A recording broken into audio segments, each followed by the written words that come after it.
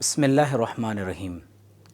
غزہ میں جنگ کا تقریباً 36واں دن ہے، جس میں 12,000 سے زائد معصوم نہتے شہریوں کو نہایت ہی بے دردی کے ساتھ شہید کر دیا گیا ہے۔ آج کی بین الاقوامی خبروں کے مطابق غزہ کے الشفا ہاسپٹل میں 40 سے زائد بچے آکسیجن نہ ہونے کے باعث شہید ہو چکے ہیں۔ تقریباً ہزاروں کی تعداد میں افراد وہ ہیں جو عمارتوں کے ملبے تلے نیچے دبے ہوئے ہیں اور غزہ کو ان کی اجتماعی قبر بنا دیا گیا ہے۔ بعض لوگ کنفیوژن میں مبتلا ہیں، اور جب وہ آخرت کے پرسپیکٹو میں، آخرت کے تناظر میں دنیا کو نہیں دیکھتے، تو ان کی نگاہ میں غزہ کے مسلمانوں کا بیت المقدس کے لیے یہ قربانی دینا یہ نہایت ہی عبث اور نعوذ باللہ بیکار نظر آتا ہے۔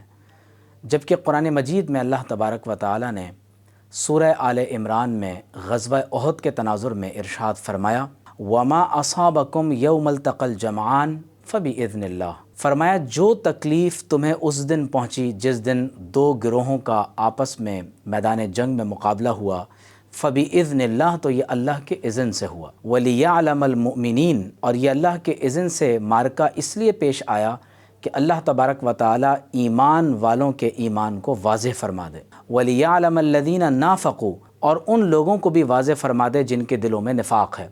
آپ ملاحظہ کیجئے کہ آج پوری دنیا دو الگ الگ کیمپس میں تقسیم ہو گئی ہے، اور واضح طور پر کھل کر یہ بات سامنے آ گئی ہے کہ کون ہیں جو انسانیت دشمن ہیں اور کون ہیں جو انسانیت اور اللہ تعالیٰ کے دین کے ساتھ کھڑے ہوئے ہیں۔ فرمایا وَقِيلَ لَهُمْ تَعَالَوْا، اور جب ان سے کہا گیا کہ آؤ قاتلوا فی سبیل اللہ او ادفعوا، کہ اللہ تعالیٰ کے راستے میں قتال کرو یا دفاع کرو، قالوا لو نعلم قتالا لاتبعناکم، تو انہوں نے جواب میں کہا کہ اگر ہم اللہ کے راستے میں جنگ کرنا جانتے تو ہم ضرور تمہاری اتباع کرتے۔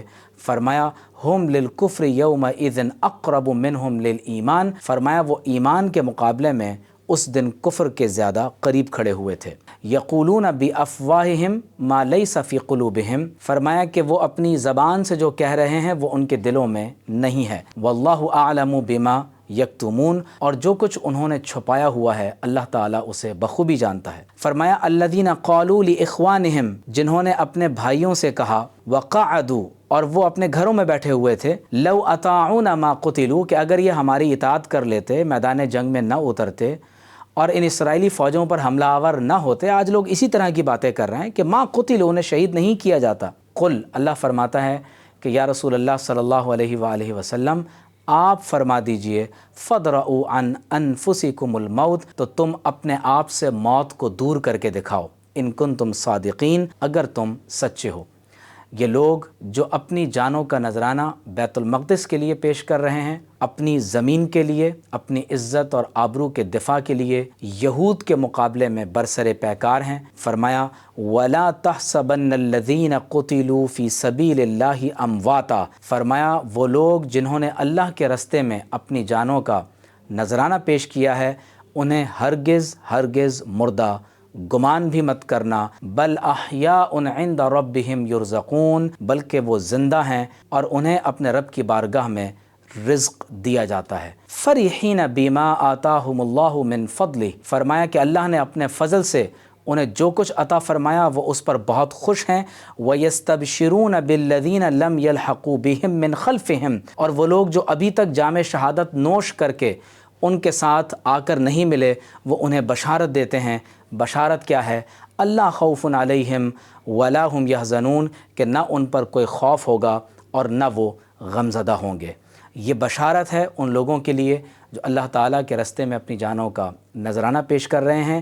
اپنے آپ کو اسٹیٹ آف کنفیوژن سے باہر نکالیں، اور یاد رکھیے کہ ایک مسلمان اپنی زندگی میں نفع اور نقصان کو، شکست اور کامیابی کو آخرت کے تناظر میں تولنے کی کوشش کرتا ہے۔